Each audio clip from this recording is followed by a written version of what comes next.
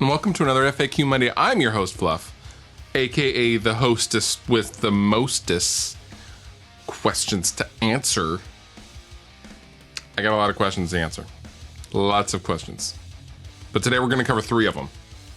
And then we're going to do a little doobly-doo, and then we're going to, say see you later, go about your business, come back next week, same bad time, same bad place. Sound good?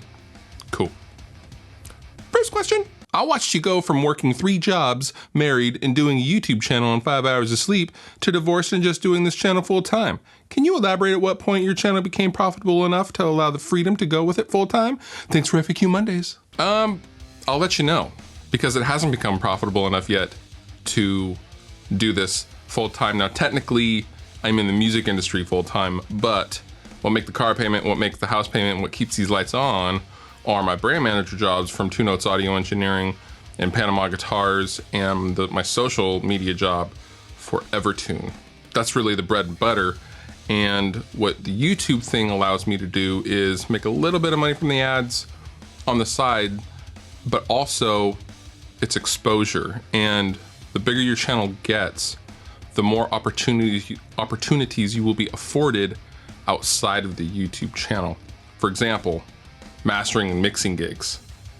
You can make money at mixing for people and mastering people's songs, but YouTube doesn't become fully profitable. Like, you don't need to do anything else until you hit, 250,000 subs or something like that. Once you get, Jared Dines or Rob Scallon status, you can then really focus on your craft and your YouTube game. But no, at my level, I'm still just, I have some side jobs, but I do get to stay at home to do all of them, which is obviously a huge advantage as opposed to doing the commute. So yeah, I'll let you know.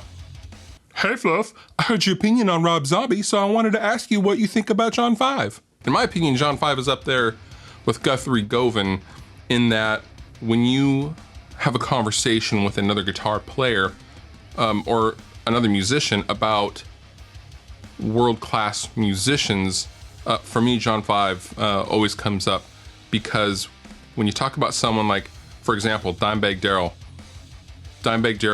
was one of the best guitarists who have ever lived, metal guitarists who have ever lived.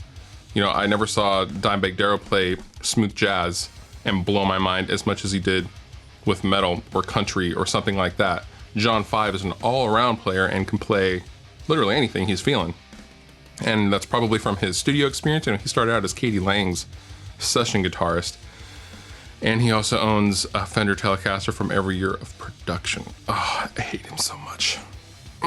John. But yeah, John 5 is brilliant. His solo albums are equally as brilliant. And you can tweet at him on Twitter and he'll talk to you and stuff. It's awesome.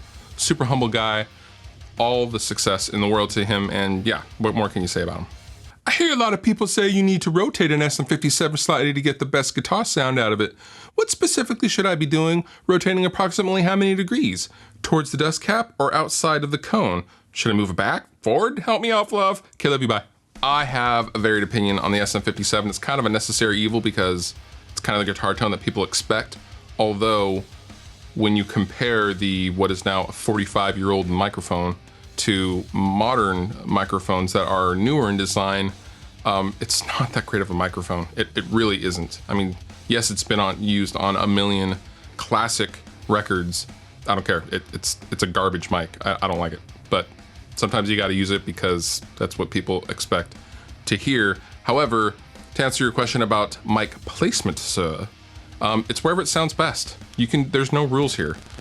Typically, you're talking about an off-axis microphone position. Typically, that's 45 degrees, and it is pointing towards the cone and the dust cap, as illustrated by this diagram right here. You can move it around, and it's really wherever it sounds good. But if you are having difficulty finding a sound that you like with the microphone, try a different microphone or speaker. But 9 times out of 10, you should be able to get something usable with an SM57. It's really, really honky, and the high end sounds terrible, but usually I tell people, instead of an SM57, start out with something like a Heil PR30, a little bit more money, a little bit more even. That's just my opinion.